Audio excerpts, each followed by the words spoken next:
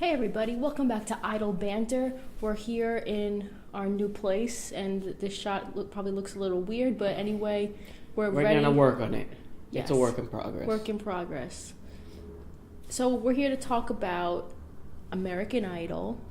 We And haven't done it for a while. yeah, but we've been watching, and we each have a top 6. Yeah. And we're going to talk about those people. Some of them might be the same, some of them might be different. It's okay, we're 2 different people, 2 different opinions. That's okay. Most of the time. Well, depending on who would be number 6 for you. So, I'm not putting these in any particular order. Do I have to? Not if you don't want to, but we know who your number 1 is. So, one of my favorites, as you pick your nose. Yeah. One of my favorites this season is Wade. I love that raspiness in his voice and his performance style. He puts so much passion into his words when he sings, and I always enjoy him. So he's definitely one of my favorites. I'm going to put him on my list too. You'd make my top 6 we're at the top 20 now, so out of the top 20. He's just got a really lovable personality too, even besides his voice. I just love hearing him talk. He just seems like a fun guy, and He looks like he gives really good bear hugs. And he's just instantly recognizable. Like, the voice you could just recognize, and I don't think I've ever known like the songs that he sings, and I still enjoy them just because he's singing them, which really makes it true artistry. So yeah, he would also be on my 6. In my 6. Want to mention someone else?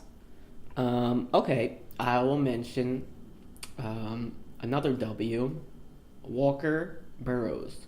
He was the first audition of the whole year, and I said from the first audition that he was really good, and I'm glad to see he's still there. I think he's, again, he's got a fun personality. He seems very humble, and his voice is very clear and vibrant. There's a certain energy to him that I like. And every performance he gave, I think, was pretty solid. There was one that maybe was a little bit off when he was in Hawaii. But besides that, I think he's been one of the more consistent contestants. He was really good on his audition. He sang Your Song was really good. He sang that Bee Gees acapella start for How Deep Is Your Love, which was very good. So I think he could be a little bit of a dark horse to watch out for. And I agree. He has such a smoothness in his voice. I love how he changes up the arrangement, and I don't know if he changes up the arrangement, but he changes up the key. At least he did with How Deep Is Your Love, and he's so much fun. Hope he sticks around a while longer. Yeah. So you want to say another? I also really like Jeremiah. I remember when he auditioned, he sang his original song, Almost Heaven. For some reason, that song has stuck with me ever since, and I don't remember a lot of performances. Like, don't I forget a lot of performances? Yeah. Especially this year, we're planning a wedding and everything. I'm just forgetting a lot of things. But that performance really stuck with me, and the lyrics, that song that he wrote, it shows that he has something that Cara DioGuardi always talked about when she was a judge. Artistry. And his voice is beautiful. Yeah. It's gorgeous. And I mean, I think, I'm saying this a lot about contestants, but I think part of American Idol is you have to be likable, and he's very likable. I think most people could really connect with his story, feeling outcast from his own family, and of course that shouldn't make you win American Idol just because you have a story like that. But again, the own song in itself should have gotten him as far as it's gotten him already. And besides that, I think he just had another really solid performance, what he said, To Make You Feel My Love on the piano.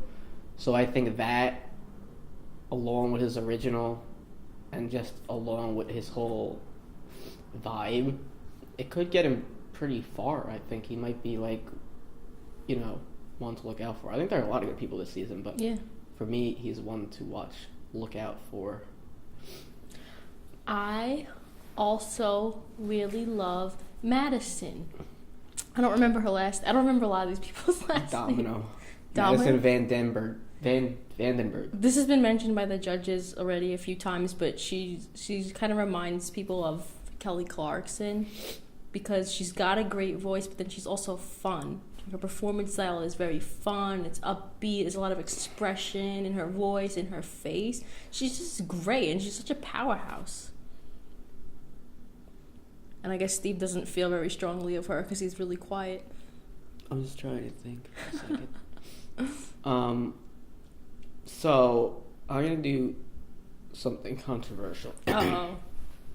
I did love Madison's first audition, but since then it's been kind of just like great voice, amazing for a 16-year-old, seems like a good person and humble. I'm just not connecting to it the way I should be. So I think this might be the only difference that we have in our 6, and she'd probably be like an honorable mention, like top 7 for me. And I still really like her and hope that, you know, she gives some really powerhouse performances going forward. But instead of her spot, I'm gonna give it to maybe the oldest contestant in the competition. I don't know, maybe not the oldest, but one of the older ones, Ashley Hess. I just connect more with her performances. Her first performance, I was really mad at the judges for ruining it by going over there when I know. They like to upstage people. When she sang that Norah Jones song, she just has a very smooth texture to her voice. It's very soothing. Very loungy. It's just very easy to listen to. And her last performance, again, it was a song I didn't really know, a John Mayer song, Something with a Dream, Working on a Dream. I don't remember. I didn't know it. Something with a Dream, but, you know, just like a WGWP, white girl with a piano. I'm down with that. Yeah, nothing wrong with a white girl with a piano. And again, you know, this one doesn't even have like a sad story. It's just like this was a woman who, not even late in life, but for music, I guess, 26, 27, is later in life to decide you want to be a musician. She was a dental hygienist, and she just got up into it. And Go for it. Go get yours. Do you? You do you. Get yours. You do you. Doesn't matter when. Get it. All right. So now we're down to. I think this is Rebecca's top 2 for sure. I'm not sure. One of them definitely is my top 1. The other one, I'm not sure if he's my 2 or 3 or 4. But another controversial one. Rebecca. I don't think it's that controversial, but you could talk about the number 2. I love Alejandro. His voice is like that of an angel. He's not just a dude. What? An angel? Okay. No, seriously. He's not just a dude with a guitar. He's actually playing these interesting riffs on the guitar. I mean, I'm not a musician. I don't really know how to describe it, but you could tell that he's putting his artistry into what he does, and it sounds great. It kind of sounds a little bit like Bon Iver. Oh boy. It just reminds me of indie music, which I always enjoy and love to listen to. He's somebody that I would listen to on a regular basis. I really believe that, and enjoy, and thoroughly enjoy, if he sticks to this style of his. He has a great style going for him, and I hope he sticks to it. Perfect angel.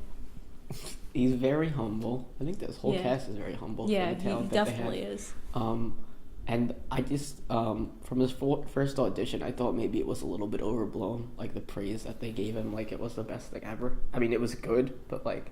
They always overreact. I guess they always overreact, but he's been consistent, been doing the same sort of stuff, and I think definitely he's a top contender. I just hope he, switches it up a little. He played the piano in his audition. I hope he they moves also around switch it up on his piano, and keep on doing his thing. Change up. He just did the Post Malone song. Change up some songs and make him his style, which he's been doing. And I think he'll be all right. I think he knows himself, similar to how Maddie knew herself last year. She knows, Maddie Poppy.